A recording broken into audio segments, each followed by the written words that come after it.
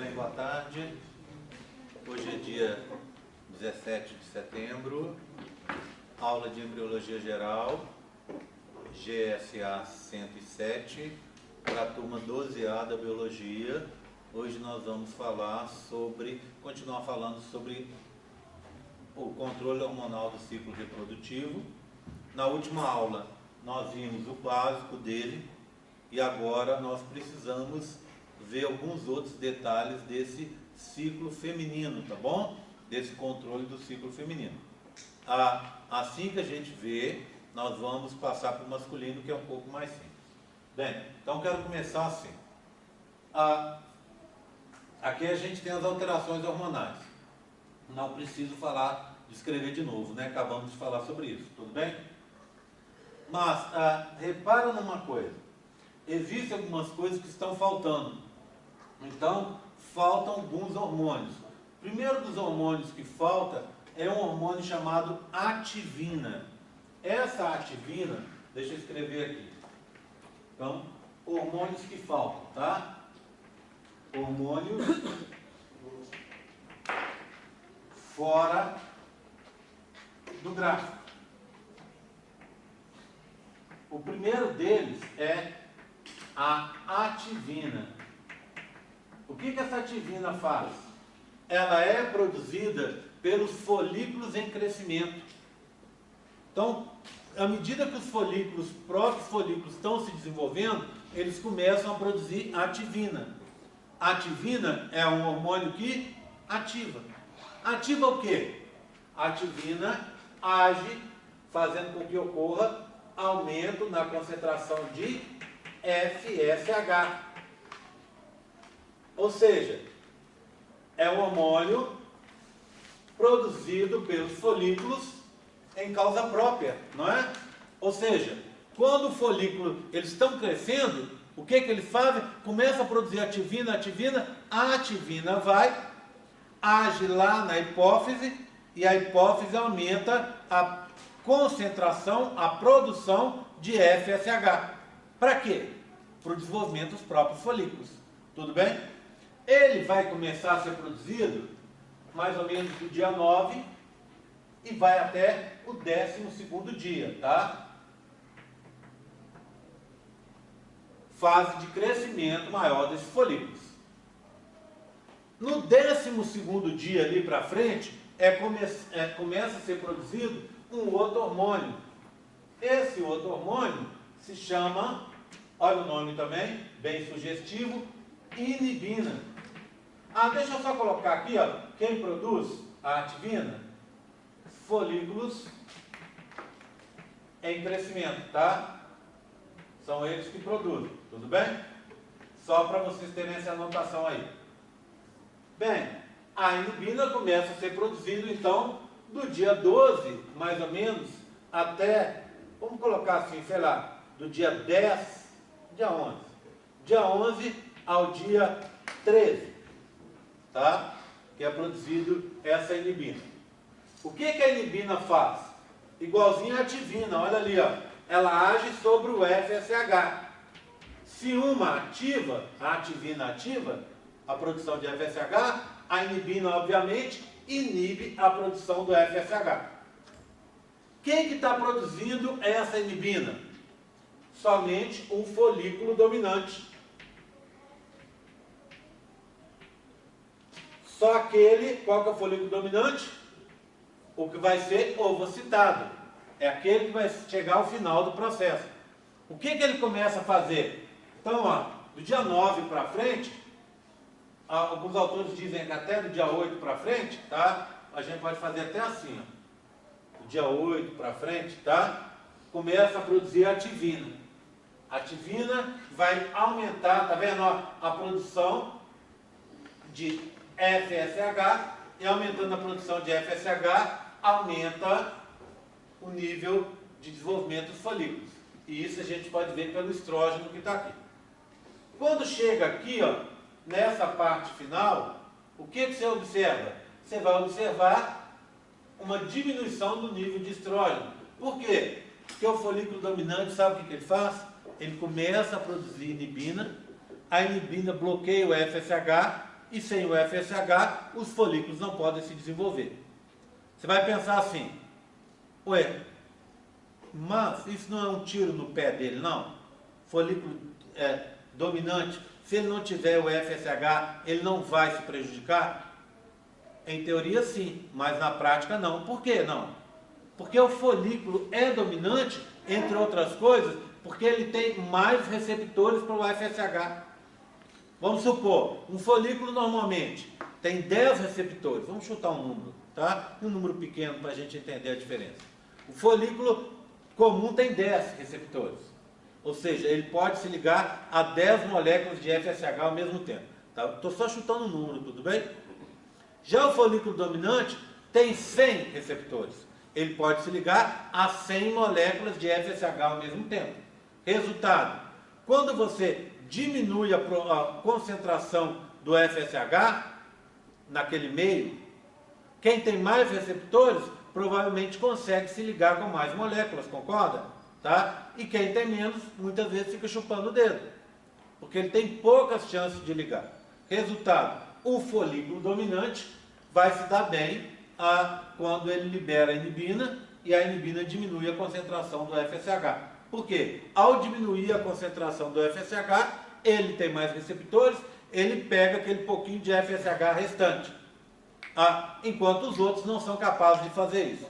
Além disso, lá pelo dia 13 para frente, esse folículo dominante entra numa fase final em que ele já não vai depender mais do FSH para se desenvolver. Então, para ele, daqui a pouco, no último dia ali, tanto faz ter FSH ou não. Já os outros que ficaram um pouco para trás precisam do FSH. Então, quando o folículo dominante produz a inibina e diminui a concentração do FSH, ele acaba causando a atresia, a morte, não é isso?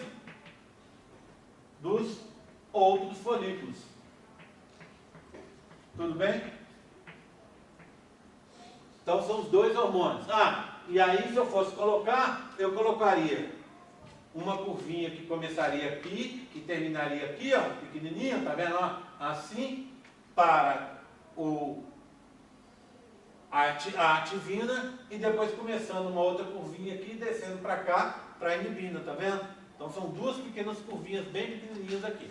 Entenderam? Tá? Então 2 hormônios já foram. O outro dos hormônios que eu queria falar com vocês é um hormônio que está faltando aqui, ó, nessa parte final. Vê bem, olha só. A progesterona, antigamente se achava o seguinte, que uma das coisas que o LH, o hormônio luteinizante, fazia era manter o corpo lúteo vivo. Enquanto você tinha LH, o corpo lúteo estaria vivo. Então o LH serviria para você formar o corpo lúteo para mantê-lo vivo. Quando foram estudar essas alterações hormonais, viram que isso não é verdade. Por quê? O corpo lúteo está vivo aqui? Tá. Por que eu sei que ele está vivo? Por causa da quantidade de progesterona. Beleza. Mas olha o LH. O LH está nos valores mais baixos de todo o ciclo. Então, o LH, sim, ele serve para você gerar o corpo lúteo. Mas para manter o corpo lúteo, a informação vem de outro lugar.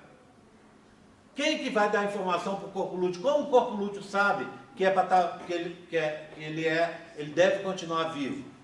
Quando ele sabe que ele morre, que ele já não vai ter importância ali, que ele pode morrer? Então, informações que vão vir do gameta feminino e que depois vão vir do embrião em desenvolvimento, essas informações elas vão agir no corpo lúteo para mantê-lo vivo. E ao manter esse corpo lúteo vivo, ocorre uma produção de LH. A concentração de LH fica elevada. Desculpa. A concentração de progesterona fica elevada. Tá certo? E a concentração de progesterona ficando elevada, o que acontece? Ela vai bloquear o LH, que vai ficar com a concentração baixa. Não é isso que eu falei? Não é? Então, o embrião e o gameta feminino e depois o embrião produzem essa substância. Essa substância age indicando para o corpo lúteo: oh, eu estou vivo aqui, ó, continua produzindo progesterona para bloquear o LH para a gente não ter outra gravidez. Tá? Então, é isso, e bloquear o LH e óbvio, né? O FSH também, tá? O FSH também. Tudo bem? Que substância é essa que é produzida? Como é que ela se chama? Essa substância, hoje, ela é muito conhecida. Ela é essa aqui, ó.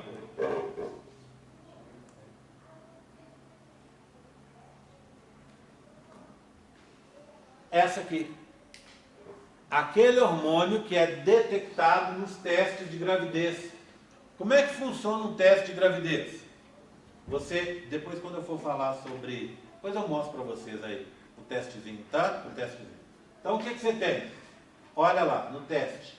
Você tem uma fita com duas marcações. Aí você, o teste de gravidez é aquele teste que eu estou falando, teste de farmácia. É um teste de urina, não é isso? Então, esse hormônio, que é o chamado beta-HCG ou simplesmente HCG, ele é detectado na urina. Então, para você, o gameta feminino e o embrião produzem esse tal desse beta-HCG. Gonadotrofina, igual aos outros, olha. Coriônica, por quê? Porque é produzido no córeo, depois a gente vai ver a parte externa do embrião. Humana, esse beta-HCG, ou simplesmente HCG, ele é produzido ali, cai também na corrente sanguínea, da corrente sanguínea ele é filtrado na urina, e quando você tem um nível, você está grávida, está com o nível dele mais elevado, você consegue detectar no teste de urina. Então, aí, o que você faz então? Você pega a fitinha e põe ela numa vasilhinha que vem com kit, tá? Numa vasilhinha para você detectar a ocorrência de gravidez, detectar a presença de beta-HCG. Como é que funciona essa fita? Essa fita funciona da seguinte forma: você vai ter, tá vendo que você tem uma partezinha lá? Aí o que você tem? Olha, você tem uma parte dela que vai ficar imersa. Nessa parte, você vai ter anticorpos contra o HCG. O que ela faz? Ela vai chegar, a urina vai subir aqui com capilaridade e vai dar uma marquinha aqui, ó. Tá? Aí o que acontece? Você vai ter, se você estiver grávida, vamos ter duas marquinhas. A primeira marquinha é uma marquinha para comprovar que o teste está funcionando. Então, ele é uma comprovação que o teste está ok. Então, está indicando que o teste está ok. Tá tudo bem? E você tem uma segunda marquinha, que é a marquinha da gravidez. Então, quando você chega e põe essa fitinha, pode ser fitinha, pode ser bastãozinho. O bastãozinho nada mais é do que uma fitinha protegida, tá? Nada demais. O princípio básico é essa fitinha. Se você comprar os testes mais baratos, ele vem só com a fitinha, sem o bastão. Aí funciona do mesmo jeito. Aí você colocou. Deu duas marquinhas. Parabéns, você está grávida. Ou não, né? Deu uma marquinha só. Duas possibilidades. Primeiro, só fez a marcação do teste. Está indicando que o teste está ok e que você não tem um nível de beta-HCG suficientemente alto no seu organismo. Ou seja, você não está grávida. Então, primeiro, deu uma marquinha só, você não está grávida. Tá? Deu só a marquinha de controle do teste. Deu duas marquinhas, você está grávida. Tá? Deu a marquinha de gravidez, mas não deu a marquinha do controle do teste. O teste não está prestando. Concorda? Então, para você estar grávida, tem que ter as duas marquinhas. A de controle do teste e a marquinha da gravidez. Ok? Tudo bem? Entenderam? Tá? Se der a de controle e não der a de gravidez, não está grávida. Se der a de gravidez e não der de controle, o teste está estragado. Tem que fazer de novo. Tá? Bem, só que esse tipo de alguém já fez, alguém já viu alguém fazendo, deve saber como é que funciona. O que o teste diz? Você faz hoje. Se por acaso ele der negativo, ou seja, indicando que você está grávida, não está grávida, você deve refazer o teste daqui 1 semana, 2 semanas. Por quê? Porque pode ser que você esteja grávida e o teste não está pegando, não está detectando, não é capaz de detectar os níveis suficientes do beta-HCG, do HCG, para indicar a gravidez. Está vendo? Então, você espera mais 1, 2 semanas, refaz o teste de urina, refaz esse teste de urina e o seu nível de HCG vai estar maior e o teste vai conseguir captar. Esse teste é muito útil a partir da 6ª semana, mais ou menos, de gravidez. Ou seja, você teve o primeiro atraso, lembra? Então você menstruou aqui. 2 semanas depois é sua ovulação, dia fértil. Aí você conta mais 2 semanas, tá? Então depois de 2 semanas, então você tem 2 semanas, o dia fértil, mais 2 semanas. Se você engravidou aqui, concorda? Aí você tem 2 semanas para cá. Aí você esperaria o quê? A próxima menstruação, ela viria aqui, ó, não é? Viria aqui. Então você teve o primeiro atraso.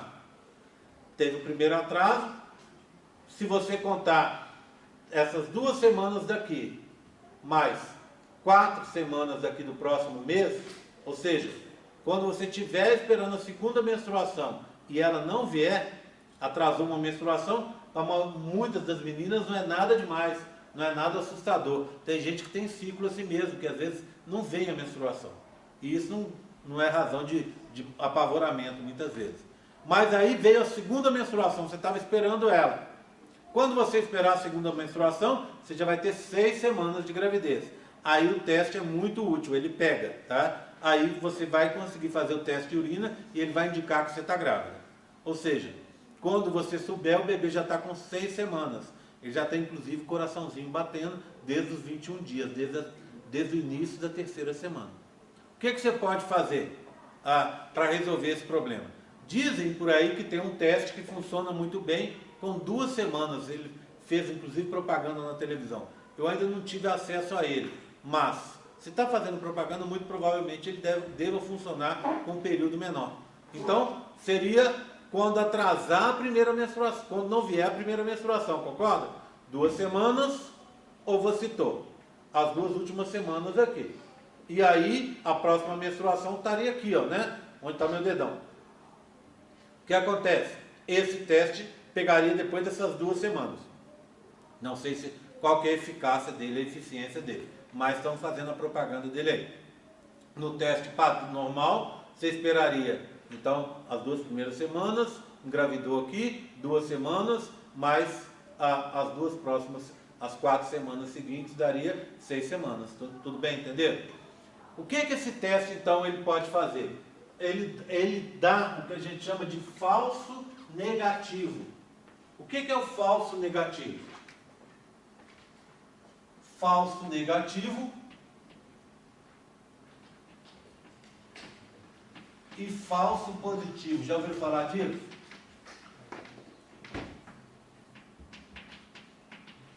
Uma coisa que é falso negativa, ela não é negativa de verdade, concorda? Ela é falsa.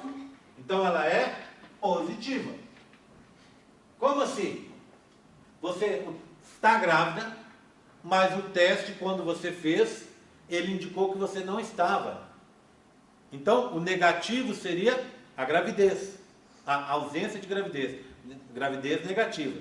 Mas ele pode dar um resultado falso, que é o quê? Você está grávida e ele não conseguiu captar. Então, falso negativo é um positivo, concorda? Tá? E, só para a gente entender aqui, o falso positivo é um negativo. O que eu quero dizer com isso? Se ele desse, ao invés de falso negativo, desse um falso positivo, seria assim. Você fez o teste de farmácia. Ele indicou que você está grávida, mas você não está grávida. Esse teste, se ele estiver funcionando bem, e se você não estiver doente, ele não dá falso positivo. Na hora que ele indicar, marcar as duas fitinhas, fazer as duas marquinhas na fitinha aqui, ó, tá vendo? Ó, essas duas vermelhinhas aqui, ó, se aparecer as duas marquinhas, significa que você está grávida sim, porque ele já conseguiu pegar. E provavelmente está grávida não é de hoje, não é isso? Já está entrando quase no segundo mês de gravidez. Tá? Bem, ele não dá o falso positivo. Por quê? Porque ele está marcando esse nível de hormônio. E é para chegar na concentração que ele consegue detectar, você já tem que estar com muito hormônio dentro do seu corpo. E é esse hormônio que, de certa forma, também mantém a gravidez, não é isso? Porque ele é produzido, ele age mantendo o corpo lúteo vivo. E depois ele age mantendo a placenta viva. Certo? Então, se você tirar o beta-HCG, ele vai dar, você perde o bebê. Se você perder, se os níveis de beta-HCG caírem ao longo da gravidez, você vai abortar. Tá certo? Bem, agora, eu falei uma coisa aqui e eu queria registrar isso. Eu disse para vocês que só em 2 ocasiões esse teste pode dar falso positivo. Ou seja, ele indicar que você está grávida, você não estando grávida. Quando? Primeiro, ele tem um problema na fabricação. Então, quando você for comprar, você dá uma olhada se tem o selo do Inmetro ali e também se esse teste não está guardado numa prateleira lá onde bate o sol. O sol pode estragar, o calor pode afetar esse teste. Então, fica de olho nisso, tá certo? Então, se o teste está funcionando direitinho, ele não vai dar falso positivo. Tá? Se o teste está com problema, ele pode dar falso positivo sim. Tá? Agora, uma outra coisa. Se você fez o teste e ele indicou que você está grávida, pode ser que você não esteja grávida. Sabe por quê? Porque existem alguns tumores, alguns tipos de câncer que a menina tem, que produzem beta-HCG. Um deles é um tumor chamado mola hidatiforme, que leva à produção a um estado muito similar à gravidez. A menina que tem mola, essa mola hidatiforme, ela tem uma série de sinais compatíveis com a gravidez, inclusive níveis elevados de beta-HCG. Então, das duas, uma. Ele deu positivo? O teste está funcionando? Tá. Então, das duas, uma. Ou você está grávida realmente, ou você tem um outro problema de saúde. Tá? Gravidez não é problema de saúde, né? Tem um problema de saúde. Tá? Ok? Tudo bem? Tranquilo? Tá? Gravidez pode ser um problema, mas não é um problema de saúde. Tá certo? Entenderam? Por que que ele funciona assim? Porque ele a urina é um filtrado do sangue. Então esse hormônio é produzido, cai no sangue e uma proporção menor chega na urina. Então quando você detecta os níveis suficientes para aparecer no teste, para marcar as duas bandinhas no teste, é porque o nível de beta-HCG já está elevado. Tá? O que você pode fazer para saber uma gravidez então? Eu estou numa dúvida danada, tive uma relação sexual desprotegida e eu acho que eu estou no meu dia fértil. O que você pode fazer? Não precisa esperar essas 2 semanas, pode fazer um teste de sangue. O que o teste de sangue faz? Ele tem um outro tipo de teste, ele é mais preciso que esse teste aí, né, de marcação, então ele é mais preciso. Além disso, você está detectando os níveis no sangue, que são mais elevados. Então, os níveis de beta-HCG no sangue são mais elevados. Então, você já pode fazer o teste de sangue o quanto antes, não precisa esperar, porque imagino que deva ser um sofrimento muito grande, né? Você está preocupado. Aí fez o teste de urina hoje, deu negativo. Aí o teste fala para você, não, tenta daqui a 15 dias, de novo, para ver se você está grávida ou não. Dependendo da situação, pode esperar. Mas dependendo da situação, é um sofrimento muito grande esperar, não é isso? Então pode-se fazer o exame de sangue para detectar. Ou pode ir no médico, e o médico, se você tiver 3 semanas de gravidez, ou seja, ó, repetindo aquele meu esqueminha, começou aqui. Aí passa, né? Começou aqui, primeira semana, segunda semana. Esse é seu dia fértil, 14º dia. Aí tem 2 semanas aqui, ó, as 2 últimas semanas. E o ciclo começa de novo do lado de cá. Concorda comigo? Assim, né? Tudo bem? O que acontece? Você tem 2 semanas. Se você esperar essas 2 semanas e mais uma, ou seja, a sua menstruação não veio. Deveria vir hoje, não veio. Você espera mais uma semana. Aí você pode ir ao médico e pedir para ele usar. Já viu aquele microfoninho, um aparelhinho que eles usam, que é o Doppler? O que o Doppler faz? Ele põe o Doppler na sua barriga, ele passa um gelzinho, põe o Doppler na sua barriga e com o Doppler vai dar para ouvir as batidas do coração do bebê. O coração começa a bater com 3 semanas. Então por isso que eu falei, passou seu dia fértil, contou 2 semanas, aí viria aqui, em seguida viria a sua menstruação. Ela não veio. Você espera uma semana, ela não veio. No início da próxima semana, você pode ir ao médico e ele põe o microfoninho na sua barriga e dá para saber se você está grávida ou não. Lá em casa aconteceu assim. A gente, quando eu tive meu primeiro filho, o Rafael, a gente achou que, minha mulher achou que estava grávida, minha ex-mulher achou que estava grávida, aí a gente foi ao médico, ela foi com a intenção de pedir um exame de sangue. Aí o médico falou assim, não, vem cá. Falou com ela, senta aqui, deita aqui. Ela deitou, ele subiu a camisa dela, aqui assim, passou um gelzinho aqui assim, e veio com esse microfoninho. Imediatamente a gente começou a ouvir as batidas do coração do Rafael. Por quê? Porque já tinha 3, mas ela tinha inclusive mais de 3 semanas de gravidez. Mas com 3 semanas para frente você já consegue pegar. Tá? Então, se você quer resolver sozinha, aqui. Né? Se você não dá para esperar, exame de sangue. O de sangue é 3 semanas? Não, o de sangue você já pega dentro dessas 2 semanas, você não precisa esperar 3 semanas. Tá? De sangue você já pega nesse intervalo. E depois de 3 semanas você pode fazer o Doppler. Entenderam? Tá? Bem, então o que faz esse beta-HCG? Esse beta-HCG, olha aqui, ó, ele vai aumentar aqui e vai diminuir, mas não zerar, tá vendo? No final da gravidez ele fica um pouco mais baixo. O que acontece? Ele precisa ter um nível suficiente para ele ser detectado pelo exame. Então, por isso que ele dá o falso negativo, ou seja, ele indica que você não está grávida, você estando grávida. Então você precisa chegar no nível dele. Se ele fica muito elevado, é indicação que você tem um problema na gravidez. Se ele ficar muito baixo, é indicação que você pode estar perdendo o bebê. Você está tendo um outro problema na gravidez, tá certo? Então ele tem níveis que são mantidos ali ao longo da gravidez e que tem uma tabelinha em que o médico pode examinar. Então, se está acontecendo alguma coisa, a sua médica que está fazendo o seu pré-natal vai pedir para você fazer um teste de sangue para quantificar esse beta-HCG. Tá? Tudo bem? Bem, mas em termos práticos, o que esse beta-HCG é e o que ele faz? O beta-HCG, ele é um primo do LH.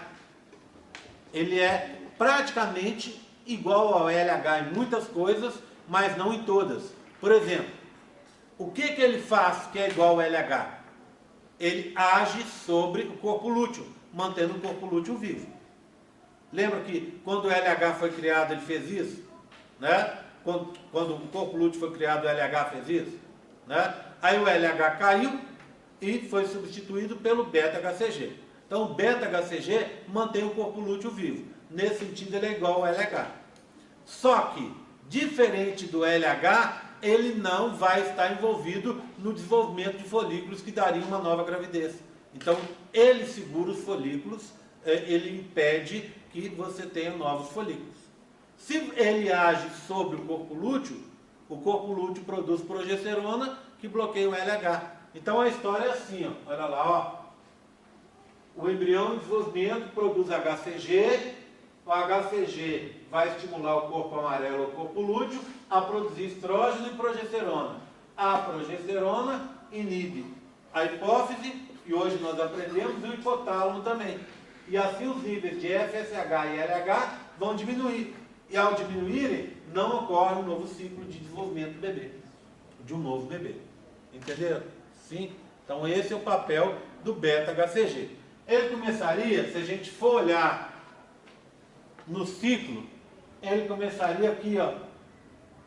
Se eu fosse fazer uma curva para ele, deixa eu chegar lá. Ele estaria aqui, ó. Seria uma curva que iria começar aqui, ó. Iria começar aqui, iria aumentando, né? Ela iria aumentando, até chegar num pico lá, como a gente viu, acho que com 20 semanas, né? E aí ela vai cair, mas não vai zerar. Então, imagina essa curva que vocês viram aqui agora, ó. Essa curva, você vai colocá-la ali, logo depois da ovocitação, para frente, assim, ó. Então começa abaixo, viria para cá, falta o finalzinho dela, tá vendo? Aqui é o nível de detecção do teste de urina. Então ela viria baixa aqui, aumentou, dá um pico e depois desce, tá vendo? O pico em torno de umas 15 semanas, mais ou menos, 12, 15 semanas. Aí depois cai, tá? Então o outro hormônio seria esse beta-HCG, tá? Vamos colocar aqui então, 3. Beta-HCG.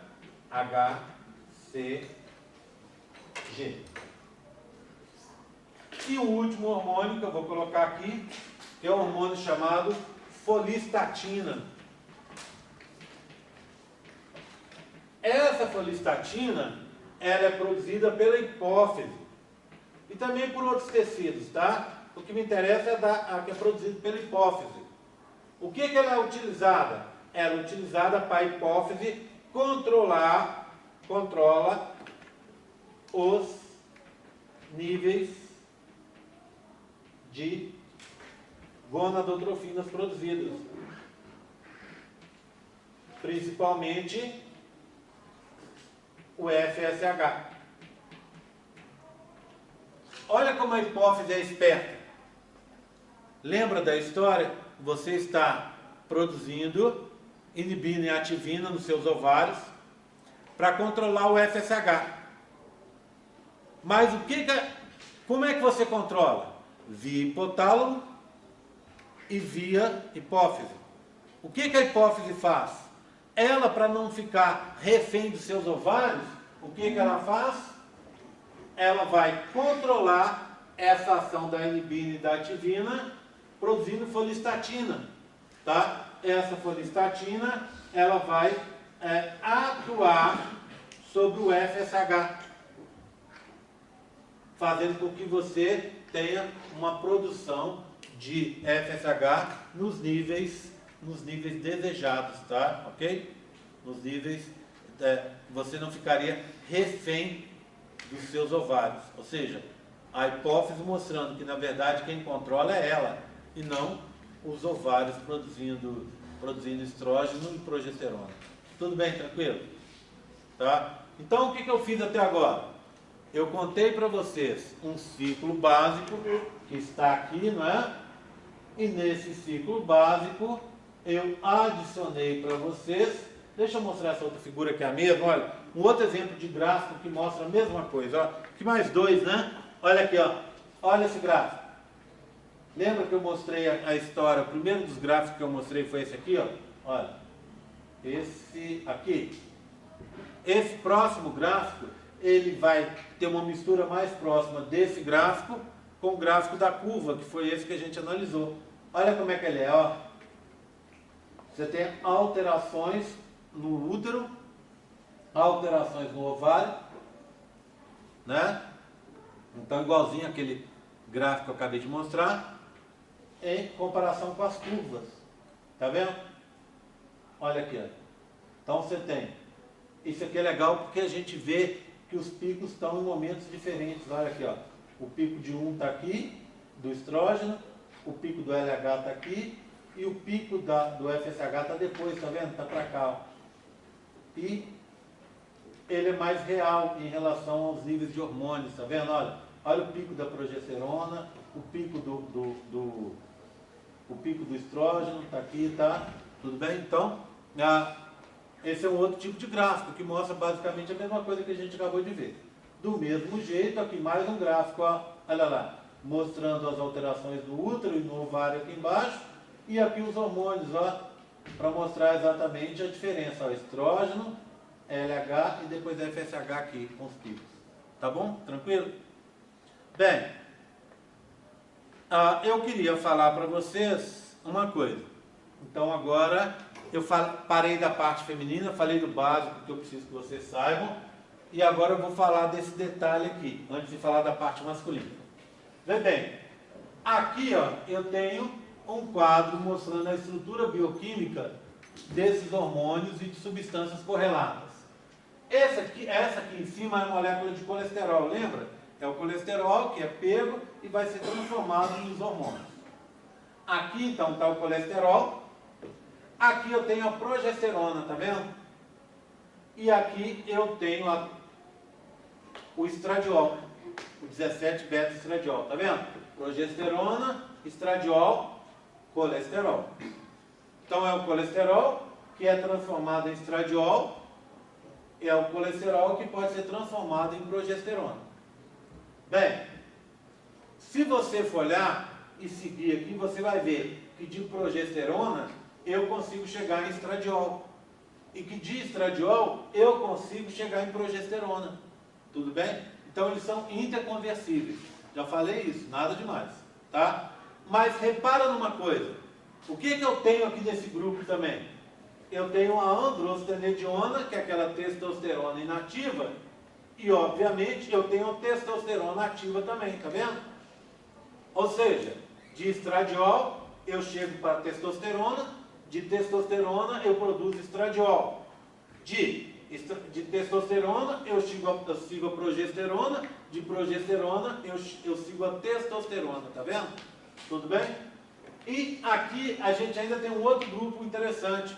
Lembra daquele hormônio que controla os níveis, a nossa pressão sanguínea? Está aqui a aldosterona, está aqui. Eu tenho aqui também o cortisol, é o hormônio do estresse, não é isso? É o hormônio que faz com que a gente acorde de manhã.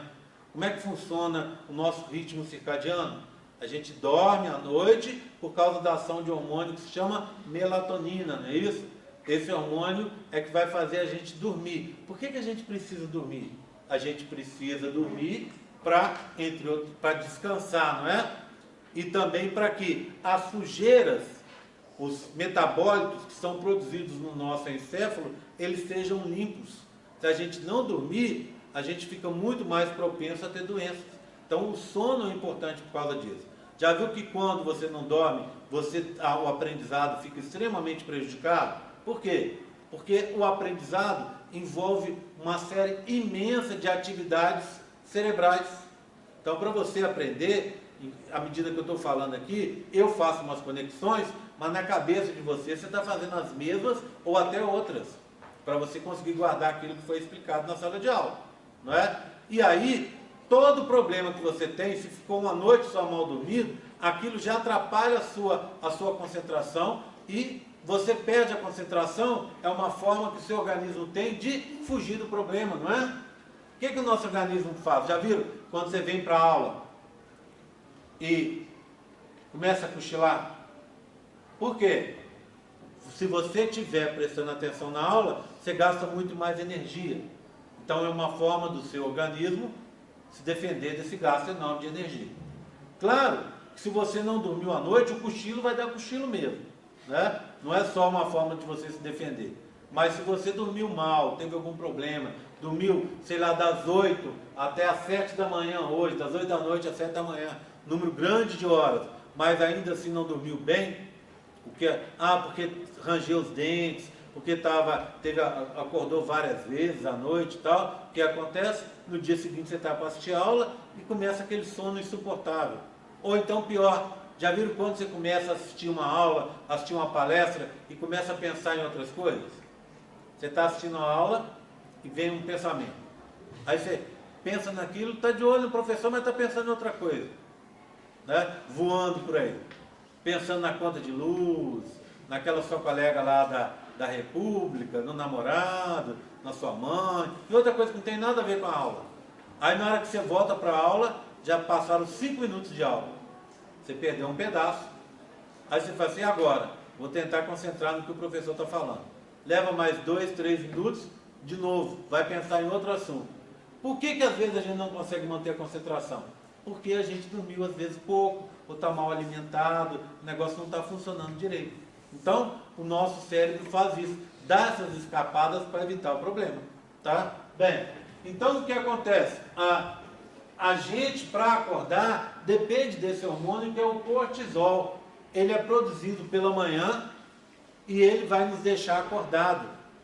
E à noite acontece o contrário, é produzido um outro hormônio, que é a melatonina, que nos deixa dormir. E esse hormônio é assim, a melatonina funciona assim. Imagina durante a noite, uma noite que você acordou várias e várias vezes. Toda vez que você acorda, a melatonina que estava sendo produzida, ela é destruída. Ou então, imagina, você está dormindo, vê alguém durante a noite ali, acende a luz várias vezes. Ela é produzida no escuro. Então, toda vez que você acende a luz, a melatonina é destruída. Por que você não deve dormir assistindo televisão? Porque a luz incomoda, destrói a melatonina. Por que você não deve ficar à noite, às vezes, de frente do computador? Porque aí o sono vai embora, porque a melatonina é destruída. E durante o dia acontece o contrário. O cortisol, que é o hormônio que a gente chama do estresse no seguinte sentido, a gente precisa do cortisol para acordar. Então esse cortisol é produzido de manhã para a gente acordar, para ligar os motores, para a adrenalina começar a funcionar e para a gente funcionar. Claro que o cortisol, ele é chamado de hormônio do estresse, porque quando a gente está estressado, a gente produz toneladas desse hormônio que acabam afetando o nosso físico. O cortisol está aqui, ó. E aqui eu tenho os corticoides. Corticoides são aqueles medicamentos, o cortisol faz parte desse grupo. O que são os corticoides? Aquele medicamento que a gente toma para, por exemplo, atacar uma infecção. O que o corticoide faz? Ele diminui a nossa atuação do sistema imune. Então está nesse grupo aqui também, os corticoides, tá? Bem, então você pode de cortisol chegar aqui, daqui chegar em cortisol, tá vendo? Tudo isso é possível. Bem, então vamos pegar uma situação específica. O cara vai na academia, está fazendo uma academia e não tem paciência de esperar. Ele tem um projeto verão dele, né? Que ele quer resolver a vidinha dele, todo o excesso, toda a porcariada, toda a preguiça que ele passou anos cultivando, ele quer resolver em 3 meses para ir bonitão para a cidade dele, tá? Para passar aquelas férias de verão lá bonitão. O que acontece? Não tem jeito, não funciona assim. Academia não funciona assim. Aí chega alguém na academia e ele fica olhando, não conhece os caras, ele fica olhando. Aí ele vê aquele cara fortão, vê aquele outro, ele pensa logo, né? Eu quero ter um corpo assim, né? Quero chegar naquele corpo ali, tá? Ele quer que o corpo dele fique igual ao corpo do rapaz, não chegar no outro sentido, né? Tudo bem? Aí o que acontece? Ele chegou e viu que tinha os caras ali, mas ele não sabe que aquele cara tá assim, porque aquele cara faz academia há 10 anos, sem parar. Então o cara tem aquele corpo porque ele está cultivando aquele corpo há 10 anos, né? E aí o que ele faz? Logo chega alguém para ele e fala assim, tem um remedinho aqui, ó, que você pode tomar, que vai resolver a sua vida, que é um esteroide anabolizante, que o pessoal na academia chama costumeiramente de bomba. O que é uma bomba? É um esteroide, um análogo sintético da testosterona, que ele é feito, você tem para gente também, tá? Mas o que normalmente é vendido na academia é um esteroide anabolizante de bicho, de cavalo ou de boi, tá? Então, você vai, os caras vêm, compram isso aí no Paraguai, em outros lugares aí, compram esse esteroide, e aí o cara vai e se aplica aquilo ali. O que esse esteroide faz? Esse esteroide foi criado originalmente para aumentar, melhorar o ganho de peso, produzindo músculo em cavalo e boi. Só que descobriram que esse esteroide fazia mal para os bichos e passava via carne para as pessoas, então ele foi proibido. Então você está injetando em você quantidades grandes de um remédio que é proibido. O que esse remédio faz? Ele vai aumentar o seu nível de progesterona, que vai ficar alto, de testosterona, que vai ficar alto. Aumentando o nível de testosterona, óbvio, cria músculo. Mas na verdade, a maioria desse músculo que é criado não é bem músculo. É o que? É só edema, inchaço no músculo que o cara tem ali. Não dá tempo de criar o músculo. O que então você vê?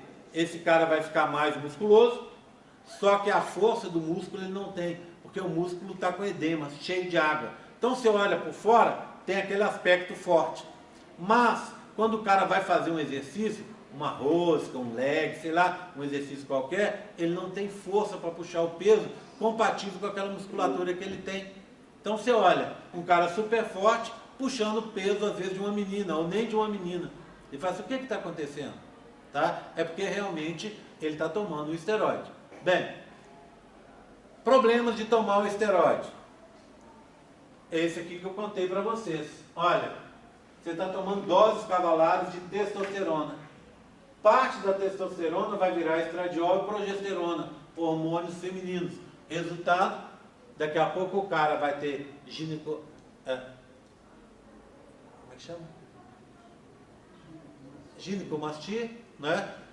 Vai crescer as mamas dele, tá? Os peitos vão crescer, ele vai perder pelo, ele vai afinar a voz, tá? Ele vai criar curvinhas, ele vai criar uma estrutura física compatível com o sexo feminino. Entenderam? Então, ele acaba tendo um fenótipo feminino e ele queria o contrário, ele queria um fenótipo masculino. Por quê? Porque a maioria dos hormônios da testosterona que ele está tomando está vindo para cá e está vindo para cá. Além disso, ele tem um efeito nocivo, danoso da testosterona, que é a agressividade. Testosterona em excesso age sobre o eixo da adrenalina, e agindo sobre o eixo da adrenalina, o cara fica extremamente irritado e briga à toa, fica extremamente complicado para ele ter paciência no dia a dia dele. Outra coisa, esse esteroide anabolizante em excesso, parte dele vem para cá, colesterol. E aí pode dar um ataque cardíaco no cara. O cara está entupindo os vasos sanguíneos dele com esse excesso de colesterol. Esse é um quadro, por si só, extremamente preocupante, né? Mas você tem que lembrar, você está tomando um composto que em excesso é tóxico. A dose que você toma acaba se tornando tóxica. Então é comum o cara ter uma hepatite medicamentosa.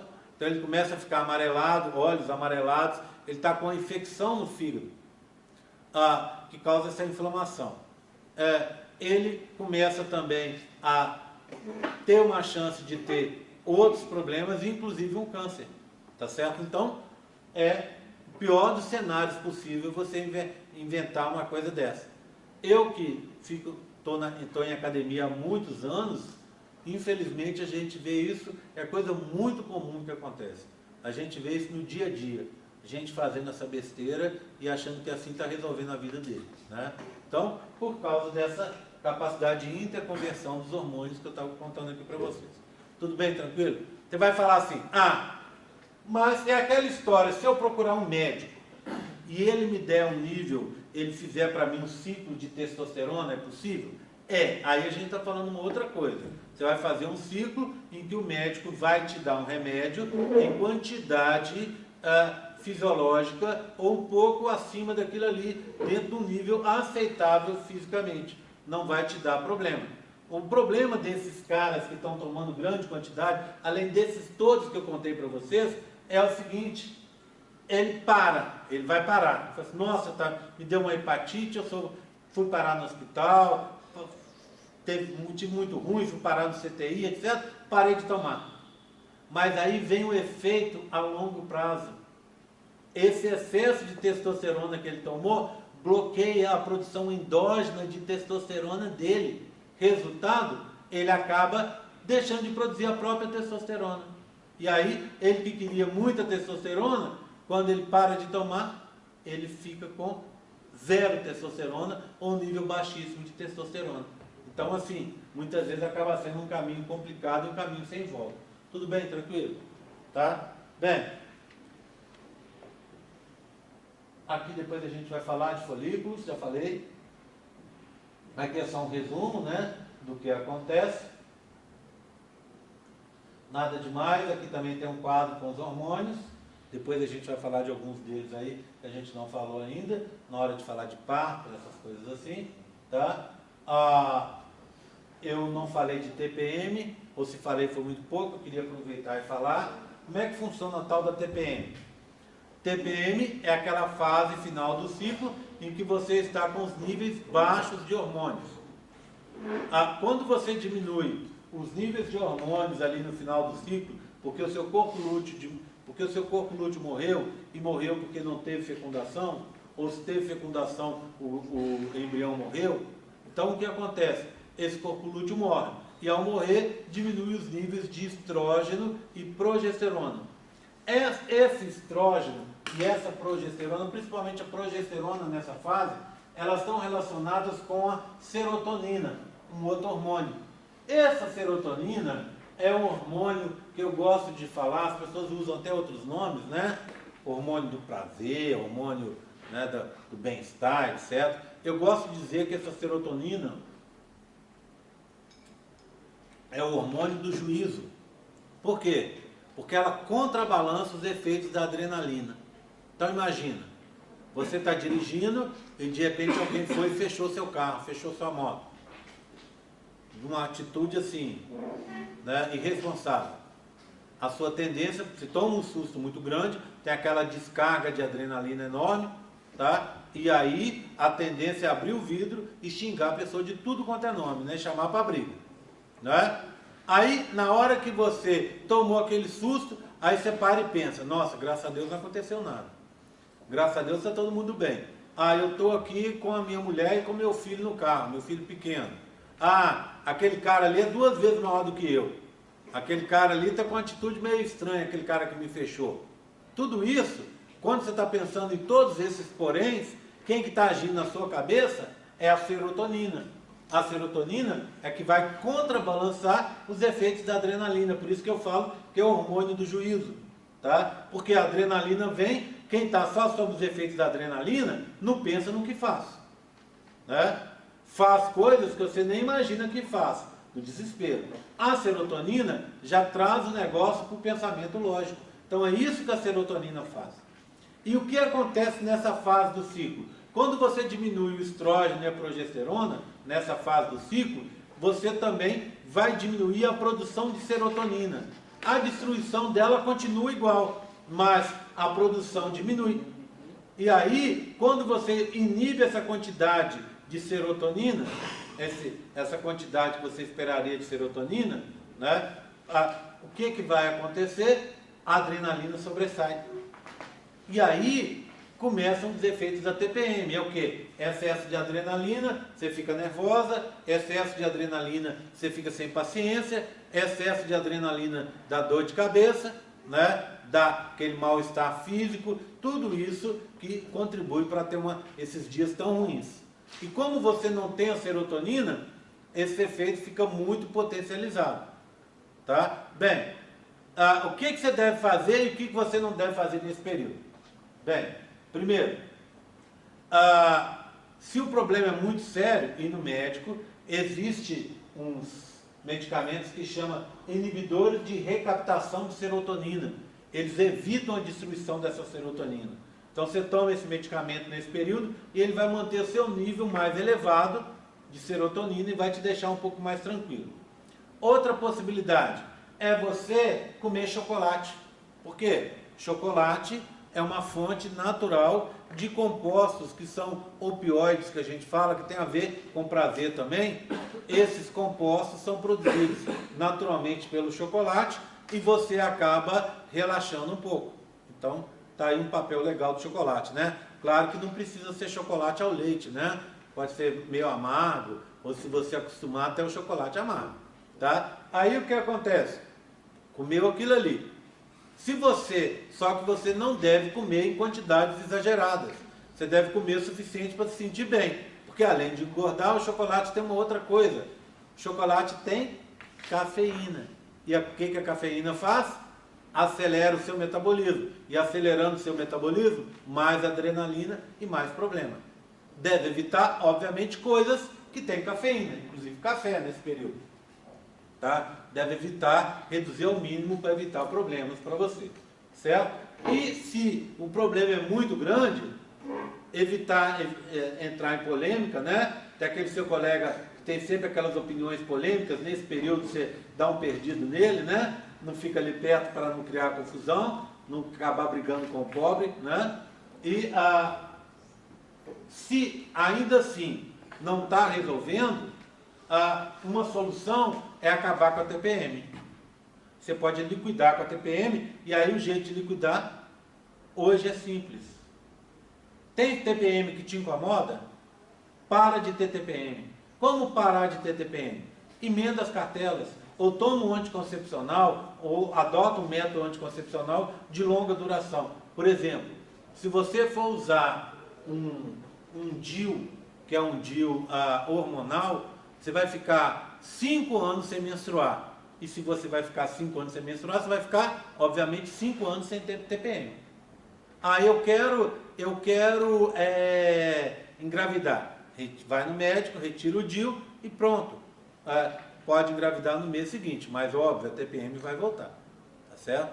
Bem, tem pílula que você toma, que você só emendar a pílula. É só emendar as cartelas. Por quanto tempo você pode emendar? O tempo que você quiser. Tá? Então você controla hoje, do jeito que você quiser, esse tipo de coisa. Só vai ter TPM se você quiser. Tá? Ou se você tiver mal informado.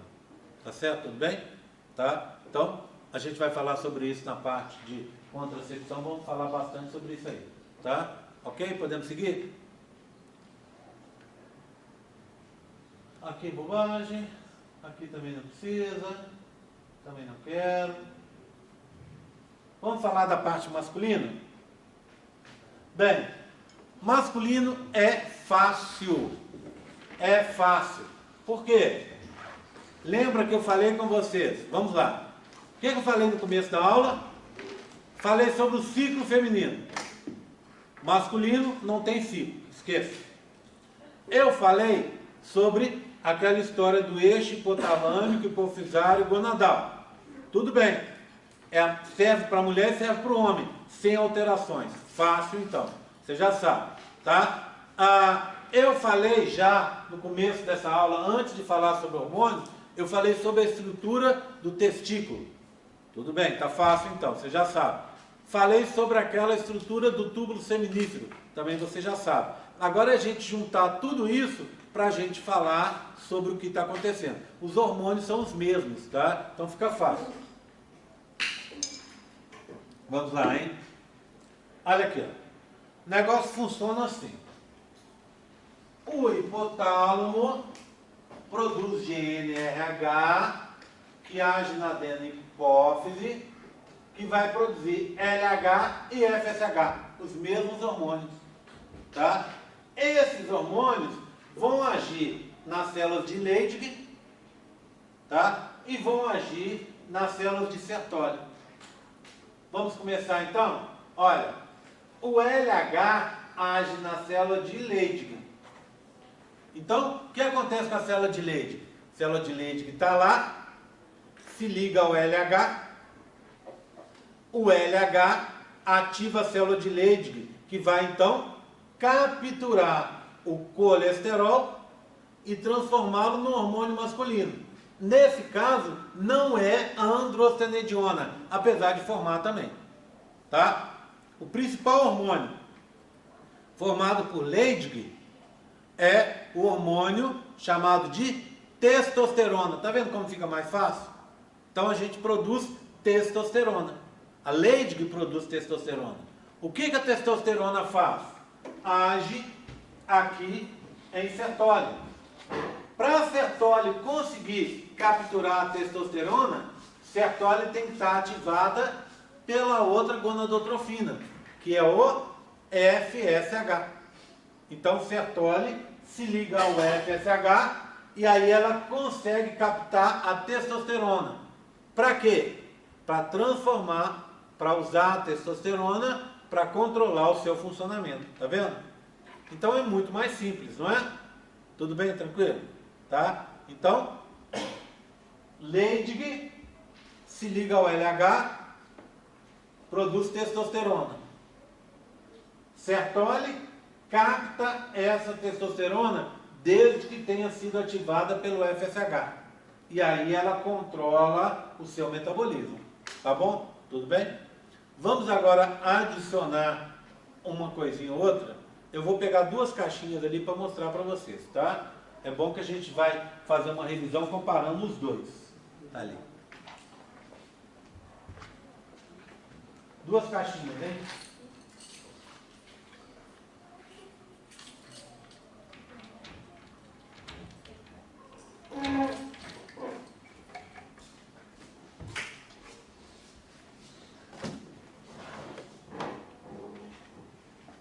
Não é essa aqui não, deixa eu pôr essa para cá, porque de repente a gente até volta nela para ver umas coisinhas ali, mas são essas duas aqui de baixo.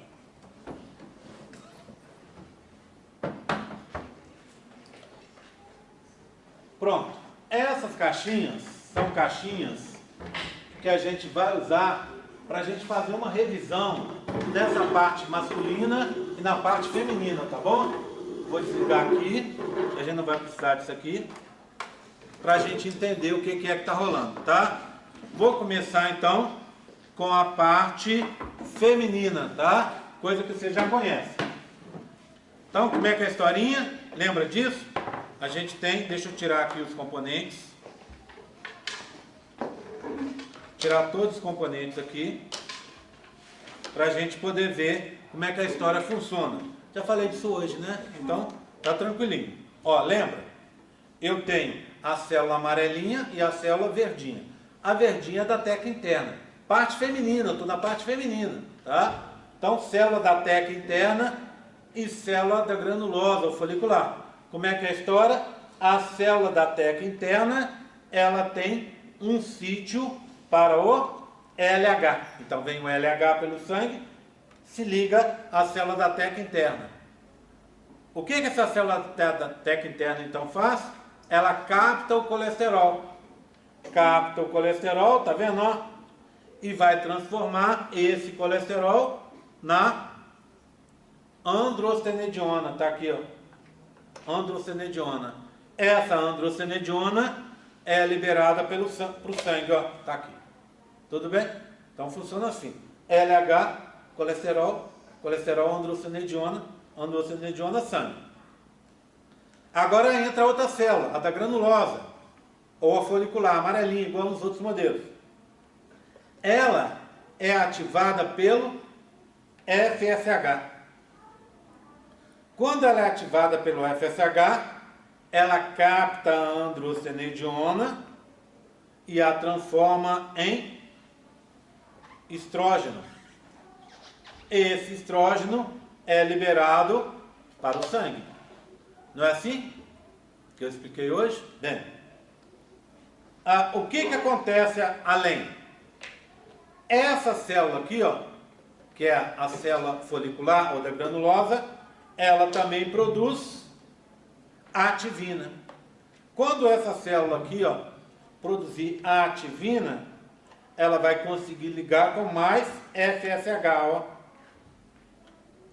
E ao se ligar com mais FSH, ela vai ser mais ativada. Ela vai incorporar mais androstenediona e vai produzir mais estrógeno.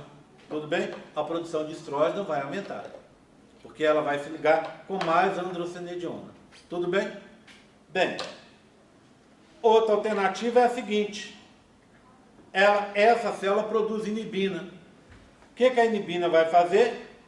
Vai bloquear a ativação via FSH. Olha, FSH não se liga, tá vendo? E ao ser incapaz de se ligar, essa célula, então, não consegue mais capturar a androstenediona. E assim ela para de produzir estrógeno, ou pelo menos diminui a sua produção de estrógeno. Parte feminina, tudo bem? Já falei isso 2 vezes, né? Na aula passada e revi hoje.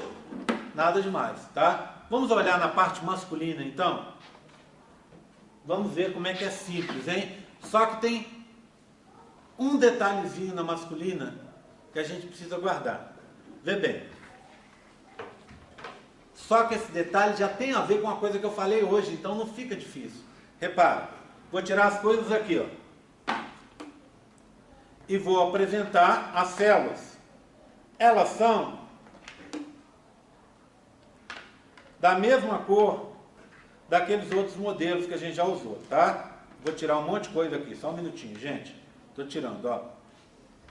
Pronto, tirando aqui. Eu preciso tirar, deixa eu ver se eu consigo tirar aqui.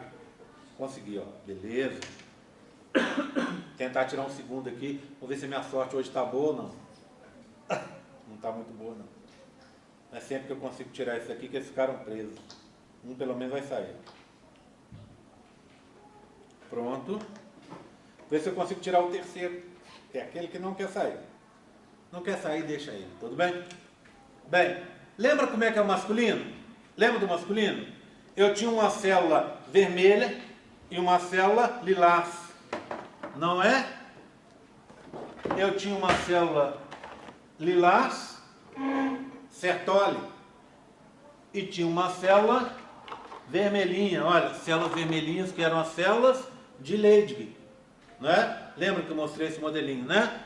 Bem, então essa é Leydig e essa é Sertoli.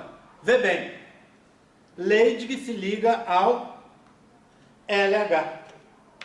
Tá vendo? Quem também se ligou ao LH? A célula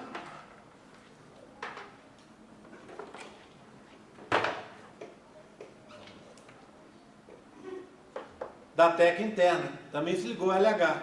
Então, nesse sentido, Leydig e a célula da teca interna, Leydig no masculino e a teca interna no feminino, são equivalentes. Concorda comigo? Ela se ligou ao LH. Ela, igual a célula feminina, ela também capturou, ao se ligar ao LH, ela capturou colesterol. Olha o colesterol aqui, ó. Fiz uma outra representação de colesterol, tá vendo? Ó? Ela capturou o colesterol. Tudo bem? Então, para capturar o colesterol, ela teve que ser ativada, Leydig teve que ser ativada pelo LH. Tudo bem? Aí, o que ela faz? Ela vai transformar esse colesterol num outro hormônio. Por isso que eu mostrei aqui, que eu achei bonitinho, ó. Pedi para a menina fazer diferente na época. Olha, se você tirar a parte de dentro do colesterol, ele vira testosterona, tá vendo? Esse é o colesterol. Sem a parte de dentro, aí não quebra não. Vira testosterona, tá vendo? Tá? Então, Leydig é ativado por LH, capta o colesterol e transforma esse colesterol em testosterona. Vamos pôr um monte de testosterona por aqui. Ó. Pronto, tá? Vai para o sangue. Aí entra a Sertoli. Sertoli vai capturar essa testosterona. Para isso, ela tem que ser ativada pelo FSH. Então, nesse sentido, ela é muito parecida com essa de cá, ó, do feminino, que é a célula folicular, não é isso? Ou da granulosa, que também é ativada pelo FSH para capturar o hormônio que foi produzido pela outra célula. Então, olha aqui, ó. Ela vai ser ativada pelo FSH e vai capturar as testosteronas. Mas aqui tem um problema. Lembra do fluxo que acontece ali no túbulo seminífero? Você tem aquelas células de fora, essas aqui, ó, que estão contraindo o tempo inteiro, fazendo uma onda. Essas aqui são as células mioepiteliais. Elas contraem e aqui fica uma onda, para lá e para cá, do lado de fora também, muita movimentação. Então a tendência seria que essa testosterona fosse embora muito rapidamente. Para ela não ir embora, existe uma proteína que se chama ABP. Deixa eu pôr o nome aqui, ó. BP. Proteína. O B é de binding, quer dizer, de ligação. E o A, andrógeno. Andrógeno é algum composto masculinizante. Quem me torna masculinizado? É a testosterona. Então o ABP é uma proteína de ligação à testosterona. Deixa eu mostrar ele para vocês. Olha que bonitinho. Ele é o azulzinho. Tá vendo as duas pontinhas aqui, ó? O que são essas duas pontinhas? Testosterona. Então, quando sertoli se liga ao FSH, ela consegue carregar, ela consegue se associar com os ABPs. E nos ABPs eu tenho testosterona. Essa testosterona entra, ó, olha a testosterona entrando, sendo captada. E lá dentro, essa testosterona vai controlar o funcionamento da célula de sertoli, que eu já contei para vocês que controla a mitose das espermatogônias a meiose dos espermatócitos 1, a espermiogênese, que é a transformação de espermátidos em espermatozoides. Todo esse processo é ela que controla. Tudo bem, tranquilo? Tá? Bem, lembra que eu contei para vocês que tinha um detalhe diferente? Primeiro, antes de falar do detalhe diferente, vamos ver o que mais temos aqui.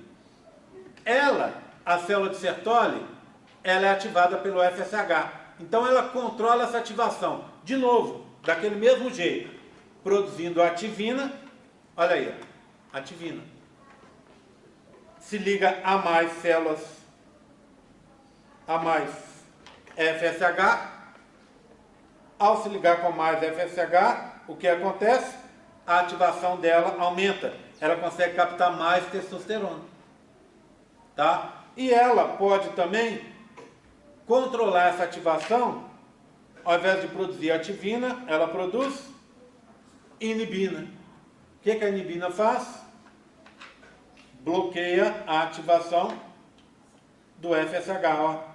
Pronto. Tá vendo? Bloqueia a ativação do FSH e ela diminui a produção de espermatozoides, sertoli.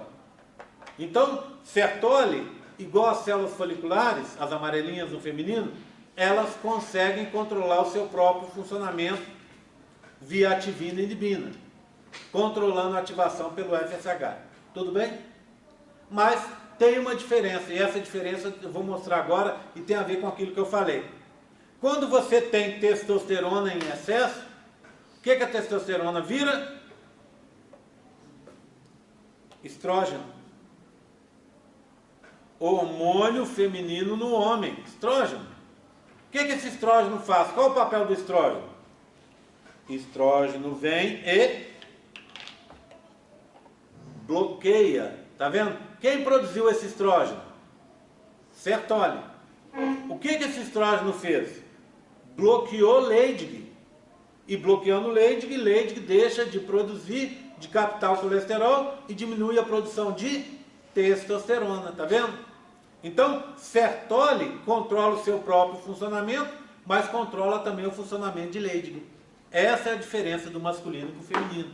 Esse é o diferencial que nós temos, tá? Vamos fazer um quadro aqui agora, só para a gente fechar? Repara só, hein?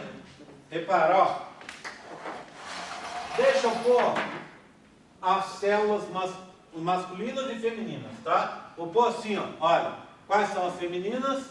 As femininas são a célula da teca interna, tudo bem? Feminino ainda tem a célula folicular, que é a mesma coisa que célula da granulosa.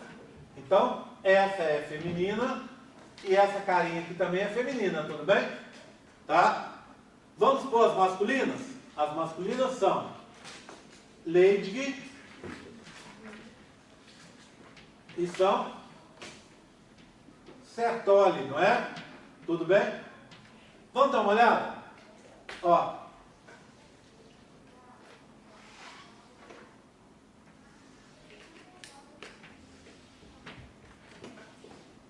FSH, LH. O Quem é ativado pelo FSH no feminino? FSH no feminino, as foliculares. Tudo bem? Bolinha não, tá? Tudo bem? Então aqui, ó. Não. Xzinho é sim. Tá? Ok? No masculino, quem é ativado pelo FSH? Sertoli, não é? Leydig não. Ok? E aqui, ó. Pelo LH. Quem é ativado pelo LH no feminino? Teca. E no masculino? Leydig. Tudo bem? Tranquilo? Tá? Olha, continuando. Quem capta o colesterol? No feminino? Teca interna. No masculino? Leydig. Quem produz inibina e ativina?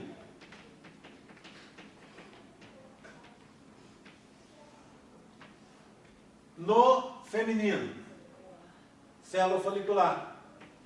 E no masculino, sertólio. Tá vendo? Então eu posso dizer que, um bom número, 1, 2, 3, 4. Eu posso dizer que, olha lá, ó, que 2, a célula folicular, ela é similar a 4. A célula folicular é similar a 4. Tudo bem? E que 1 é similar a 3. Ou seja, a célula da teca interna, por várias das coisas, algumas que eu estou mostrando aqui, ela tem um funcionamento, ela é o equivalente feminino da célula de Leydig no masculino. E a célula folicular é o equivalente no feminino da célula de Sertoli no masculino. Tá vendo? Tudo bem? Por causa delas realizarem os mesmos papéis e terem uma relação similar com as mesmas substâncias. Tudo bem? Tranquilo? Tá? Era isso que eu precisava mostrar para vocês. Entenderam? Deixa eu ver se tem mais alguma coisa. Acho que não. Você tem produção de HCG no homem? Não. Tudo bem? Você tem produção de inibina e ativina? Nós já vimos que sim, mas em outro contexto, né? Tudo bem? Folicistatina, sim, homem e mulher. Tá? Então, tem ciclo no homem? Não. Mas eu posso alterar minha produção de FSH, de testosterona, de inibina, de ativina? Claro que sim. Mas normalmente eu vou fazer essa alteração por prazos mais longos. Não acontecem mudanças, por exemplo, ao longo de todos os meses dentro de ciclos, tá? Isso eu não tenho. Então, por exemplo, imagina, um homem, ele começou a academia. A tendência dele é produzir mais testosterona. Por quê? Porque na academia ele vai construir músculo e está exercitando os músculos. E para produzir músculo precisa de testosterona. Tá? A vida sexual do cara se tornou mais ativa. Está produzindo mais espermatozoides. Mais espermatozoides, mais testosterona. O contrário é verdadeiro também. Vida sexual menos ativa, menos testosterona, mais sedentarismo, menos testosterona. Tá certo? Tudo bem? À medida que o tempo vai passando, o nível de testosterona também tende a diminuir. Então, você tem variações, mas são variações menos bruscas ao longo do tempo. Ok? Tudo bem? Tranquilo? Tá? Alguma dúvida sobre essas partes aí que eu falei hoje? Então, vê bem. O que eu preciso que você saiba? Esse controle básico no masculino e no feminino, das relações entre as coisas e principalmente descrever aquele gráfico ali da parte feminina. Na parte masculina não tem gráfico, tá? Eu vou cobrar isso na prova de vocês, vai estar lá na prova de vocês, não se esqueçam, algumas questões sobre esse assunto. Esse assunto, só para eu entregar já o ouro, esse assunto ele é extremamente importante ao meu ver. Então, na primeira prova, a gente cobra muitas questões sobre isso. Essa primeira prova, ela vai dar uma base para vocês entenderem bem o que está rolando mais para frente, o que vai rolar mais para frente. Lembrando, a nossa prova é dia 29, mas a gente está praticamente, na semana que vem, na primeira aula, a gente já vai terminar a matéria da prova 1, que é a ovocitação. Então você vai ter semana que vem inteira e a outra para estudar para a prova, tá bom? Combinado? Tá? Chamada, alguma dúvida? Aliás, semana que vem a outra não, né? Semana que vem inteira para estudar essa, tá? Essa agora, que já acabando, tá acabando. Semana que vem, segunda-feira, é o último assunto. E aí, prova no final da semana, tá?